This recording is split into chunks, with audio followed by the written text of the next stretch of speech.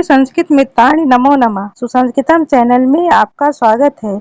आज हम भगवद गीता के कुछ प्रश्नों को हल करेंगे। भगवद गीता किस ग्रंथ का भाग है? रामायणस्य, महाभारतस्य, भागवत पुराणस्य, कूर्म पुराणस्य। भगवद गीता महाभारत का भाग है, अतः आंसर बी सही है। श्रीमद् भगवद गीता में कितने अध्याय हैं? 10, 12, पंचदश, अष्टादश। श्रीमद् भगवद गीता में 18 अध्याय हैं, अतः आंसर डी सही है। गीता महाभारत के किस पर्व में वर्णित है? आदि पर्व, अनुशासन पर्व, भीष्म पर्व, शांति पर्व। गीता महाभारत के भीष्म पर्व से वर्णित है, अतः आंसर सी सही है। श्रीमद् भागवतस्य पद रत्नावली टीका केन प्रणीता? वीर राघवाचार्येण, वल्लभाचार्येण, सुखदेवाचार्येण, विजयध्वजेन। रत्नावली टीका विजयध्वज के द्वारा लिखी गई है, अतः आंसर डी सही है। श्रीमद् भगवद गीता के द्वितीय अध्याय का नाम है विभूति योग, सांख्य योग, अक्षर ब्रह्म योग, ज्ञान विज्ञान योग। द्वितीय अध्याय का नाम सांख्य योग है, अतः आंसर बी सही है। आत्मनः स्वरूपम भगवद गीताया कस्मिन् अध्याये वर्णितम्? प्रथमाध्याये, द्वितीय अध्याय, द्वितीय अध्याय, चतुर्थे अध्याय। आत्मन स्वरूप का भगवद गीता में द्वितीय अध्याय में वर्णन है, अतः आंसर सी सही है। सांख्य योग इति कस्य अध्यायस्य नाम? द्वितीयस्य, तृतीयस्य, चतुर्थस्य, पंचमस्य। सांख्य योग द्वितीय अध्याय का नाम है, अतः आंसर ए सही है। भगवद गीताया तृतीय अध्यायस्य नाम किम? ज्ञान योग, कर्म योग, सांख्य योग, भक्ति योग। तृतीय अध्याय का नाम कर्म योग है, अतः आंसर बी सही है। श्रीमद् भगवद गीता के एकादश अध्याय का नाम है विश्व दर्शन योग, सांख्य योग, गुणत्रय विभाग योग, पुरुषोत्तम योग। 11वें अध्याय का नाम विश्व दर्शन योग है, अतः आंसर ए सही है। गीता के अनुसार कर्मयोगी को कर्म क्यों करना चाहिए? यश के लिए, सुख के लिए, लोक संग्रह के लिए, धन संग्रह के लिए। गीता के अनुसार कर्मयोगी को कर्म लोक संग्रह के लिए करना चाहिए, अतः आंसर सी सही है। नैनम छिन्दन्ति शस्त्राणि, नैनम दहति पावकः। पंक्ति इयं कम उद्देश्य उदीरितः? कर्म, ज्ञानम, आत्मानम, अर्जुनम। यह पंक्ति आत्मा के विषय में कही गई है कि आत्मा को शस्त्र छेद नहीं सकता और अग्नि जला नहीं सकती, अतः आंसर सी सही है। प्रस्थान त्रयी में किसकी गणना होती है? शकुंतला की, मेघदूत की, गीता की, वैशेषिक दर्शन की। प्रस्थान त्रयी में 3 ग्रंथ आते हैं, ब्रह्मसूत्र, गीता, उपनिषद, अतः इसमें गीता की गणना की गई है, अतः आंसर सी सही है। श्रीमद् भगवद गीता में अर्जुन को कौन उपदेश देता है? द्रोणाचार्य, भीष्म, कृष्ण, धृतराष्ट्र। अर्जुन को कृष्ण उपदेश देते हैं, अतः आंसर सी सही है। क्रोधात् भवति अनुरागः, संतोषः, सम्मोहः, स्नेहः। क्रोधात् भवति सम्मोहः, आंसर सी सही है। योगः कर्मसु कौशलम, यह वाक्य है भगवद गीता में, शिव गीता में, हरिवंश पुराण में, सूत संहिता में। योगः कर्मसु कौशलम, यह वाक्य भगवद गीता में है, अतः आंसर सी सही है। कर्म फल भोक्ता कः? ब्रह्म, जीवः, शरीरम, ईश्वरः। कर्म फल भोक्ता जीव है, अतः आंसर बी सही है। भगवद गीतायां कः शिष्यः वर्तते? दुर्योधनः, अर्जुनः, कृष्णः, संजयः। भगवद गीता में शिष्य अर्जुन है, अतः आंसर बी सही है।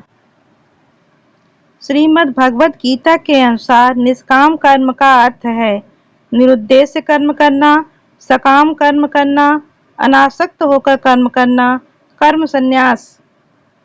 श्रीमद् भगवद गीता के अनुसार निष्काम कर्म का अर्थ अनासक्त होकर कर्म करना है, अतः आंसर सी सही है। गीता का स्वधर्म सिद्धांत है वर्ण व्यवस्था का सिद्धांत, कर्म सिद्धांत, आत्म सिद्धांत, इनमें से कोई नहीं। गीता का स्वधर्म सिद्धांत कर्म सिद्धांत है, अतः आंसर बी सही है। श्रीमद् भगवद गीता के अनुसार मनुष्य का अधिकार है ज्ञान पर, कर्म करने पर, फल पर, इनमें से कोई नहीं। श्रीमद् भगवद गीता के अनुसार मनुष्य का अधिकार कर्म करने पर है, अतः आंसर बी सही है। नासतो विदते भावो ना भावो विदते सतः। गीता का यह सिद्धांत किस दर्शन से संबंध रखता है? बौद्ध दर्शन से, जैन दर्शन से, सांख्य दर्शन से, वेदांत दर्शन से। नासतो विदते भावो ना भावो विदते सतः। असत की सत्ता नहीं होती और सत का अभाव नहीं होता। गीता का यह सिद्धांत सांख्य दर्शन से संबंध रखता है, अतः आंसर सी सही है। श्रीमद् भगवद गीता के अनुसार आत्मा किससे श्रेष्ठ है? मन से, बुद्धि से, कर्मेंद्रिय से, ज्ञानेंद्रिय से। श्रीमद् भगवद गीता के अनुसार आत्मा बुद्धि से श्रेष्ठ है, अतः आंसर बी सही है। श्रीमद् भगवद गीता के द्वितीय अध्याय में योग का लक्षण है समाधि, कार्य की कुशलता, चित्त वृत्ति निरोध, आत्मा और परमात्मा का मिलन। श्रीमद् भगवद गीता के द्वितीय अध्याय में योग का लक्षण है समाधि, कार्य की कुशलता, चित्त वृत्ति निरोध, आत्मा या परमात्मा का मिलन। भगवद गीता के द्वितीय अध्याय में योग का लक्षण कार्य की कुशलता है, अतः आंसर बी सही है। ज्ञान और कर्म से युक्त है भागवत, रामायण, महाभारत, गीता। ज्ञान और कर्म से युक्त गीता है, अतः आंसर डी सही है। भगवद गीता के द्वितीय अध्याय का प्रारंभ किसके कथन से होता है? अर्जुन, श्री कृष्ण, संजय, धृतराष्ट्र। भगवद गीता के द्वितीय अध्याय का प्रारंभ संजय के कथन से होता है, अतः आंसर सी सही है। मधुसूदन किसे कहा गया है? श्री कृष्ण को, शंकर को, इंद्र को, अर्जुन को। मधुसूदन श्री कृष्ण को कहा गया है, अतः आंसर ए सही है। वेदानाम सामवेदो अस्मि यह वाक्य है गीता में, महाभारत में, रामायण में, वेद में। वेदानाम सामवेदो अस्मि यह वाक्य गीता में है, अतः आंसर ए सही है। जातस्य हि ध्रुवो मृत्यु इति सूक्ति अस्ति श्रीमद्भगवद्गीताया, सांख्यकारिकाया, तर्कभाषाया, स्याद्वादमर्त्या। जातस्य हि ध्रुवो मृत्यु यह सूक्त श्रीमद् भगवद गीता से ली गई है, अतः आंसर ए सही है। बुद्धिनाशात् प्रणश्यति किस ग्रंथ का संदर्भ है? वेद, वायुपुराण, गीता, कादम्बरी। बुद्धिनाशात् प्रणश्यति यह गीता से संदर्भ है, अतः आंसर सी सही है। श्रीमद् भगवद गीता इति ग्रंथस्य उपरि कस्य टीका व्याख्या नास्ति? महात्मा गांधी, बाल गंगाधर तिलक, विनोबा भावे, जवाहरलाल नेहरू।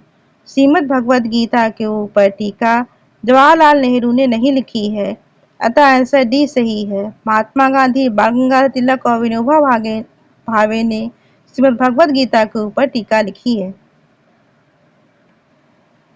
स्वधर्मे निधनम श्रेयः परधर्मो भयावह यह वचन किस ग्रंथ का है? गीता, अभिज्ञान शाकुंतलम, नीति शतकम, वेदांत सारः। स्वधर्मे निधनम श्रेयः परधर्मो भयावह यह वचन गीता का है, अतः आंसर ए सही है। भगवद गीता को अध्यायों के अंत में किस शास्त्र के नाम से जाना जाता है? आगम शास्त्र, औसत शास्त्र, तंत्र शास्त्र, योग शास्त्र। भगवद गीता को अध्यायों के अंत में योग शास्त्र के नाम से जाना जाता है, अतः आंसर डी सही है। स्थित प्रज्ञस्य लक्षणं गीतायाः कस्मिन् अध्याये कृतमस्ति? तृतीये, द्वितीये, चतुर्थे, पंचमे। स्थित प्रज्ञस्य लक्षणः गीतायाः द्वितीय अध्याये अस्ति, अतः आंसर बी सही है। इति नमो नमः।